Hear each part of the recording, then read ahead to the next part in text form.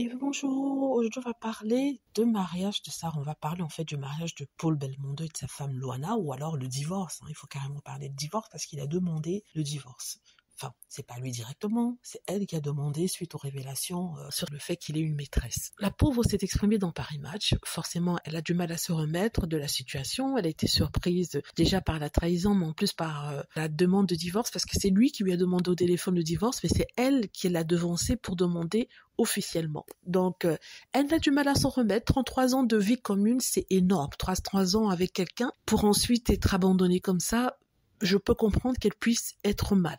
N'est-ce pas? Elle a la cinquantaine, on dit 57 ans, lui il a 61 ans. Et elle s'est exprimée dans Paris Match, je pense que c'est une erreur, mais bon, elle avait peut-être besoin de parler. Dans ces moments-là, on veut parler. D'autant plus que son couple était très public, elle a beaucoup exposé, elle a montré comment ils étaient heureux, ou alors peut-être des magazines écrivaient sur leur couple, de leur relation, c'était le couple exemplaire qu'il fallait suivre. Mais c'était sans compter sur les hommes. Les hommes sont ce qu'ils sont. À partir d'un certain moment, ils veulent changer, ils tombent amoureux de petites midinettes qui viennent tourner autour d'eux. Je dis petite midinette, la femme avec laquelle il est dans la quarantaine, mais il a quand même 61 ans. Elle est bien plus jeune que sa femme. On dit qu'elle est sportive, elle aime la course automobile, une de ses passions. Elle est dans le showbiz, elle est pimpante, elle est blonde. En plus de ça, elle est superbe, c'est ce qu'on nous dit. Et elle est française. Je sais pas pourquoi elle a tenu à préciser ça. Je ne sais pas. C'est étrange, mais bon, c'est Luana qui dit qu'elle est blonde et française. Donc, du coup, dans Paris Match, il explique en fait qu'elle a eu des soupçons à cause d'un changement de comportement, aussi à cause des amis qui lui parlaient. Apparemment, il serait allé en vacances sur une île que possède son papa, Jean-Paul Belmondo. Donc, il est allé sur cette île avec cette femme. Ce sont des copains qui étaient là, qui lui ont dit, parce qu'elle a appelé plusieurs fois pour essayer de parler à son mari. À un certain moment, il a pris le téléphone, il lui a crié dessus, lâche-moi, laisse-moi tranquille, quelque chose dans le genre. Et ce sont des voisins qu'elle a envoyés espionner le monsieur, qui lui ont dit qu'il n'était pas seul, il était venu avec une femme. Et c'est comme ça qu'à son retour, essayant de le questionner, il a appelé pour lui dire que c'était terminé, souhaitait se séparer. Ça faisait un an et demi qu'il avait des relations avec cette femme. C'est effrayant. Votre mari dont vous êtes occupé, parce que vraiment c'était la vraie maman italienne, qui s'occupait de son mari, cuisinait, l'embrassait, le pouponnait, le couvait, ce genre de truc.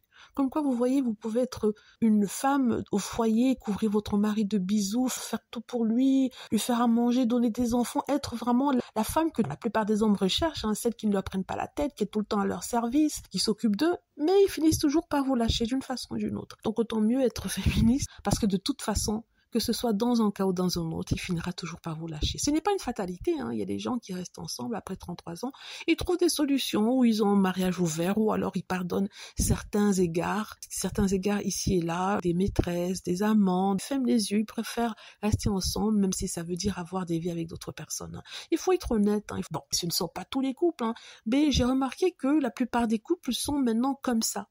C'est-à-dire quand ils sont ensemble pendant des années, ils ont eu une ou deux maîtresses à côté. Je ne fais pas de généralité, mais par rapport à ce que j'ai vu et entendu, des couples. Et finalement, oui, elle est dévastée. Lui, il a souhaité divorcer, ça veut dire qu'il aime beaucoup. Mais il y a un signe qui montre qu'il se passe quelque chose avec votre homme. Il disait que le monsieur lui parlait mal, il était très sec et il prenait plus de gants quand il lui parlait. Il y avait plus d'amour dans la voix quand il lui parlait. Donc, c'est un signe que peut-être qu'il y a quelqu'un à côté, c'est quelqu'un qu'il aime beaucoup.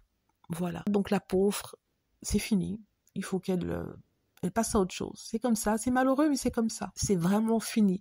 Il n'y a pas moyen de revenir en arrière. À moins, bien sûr, que la dame le laisse tomber, il est déprimé, il a un problème de santé. Là, il va revenir vers vous. Il va se rappeler des moments où vous vous occupiez de lui.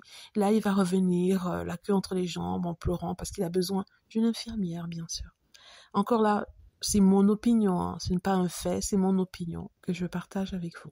Voilà, dites-moi ce que vous en pensez. J'espère que vous avez aimé la vidéo. N'hésitez pas à cliquer sur like si c'est le cas, à vous abonner pour plus de vidéos et à cliquer sur la petite cloche afin d'être averti lorsque je poste une nouvelle vidéo. Merci.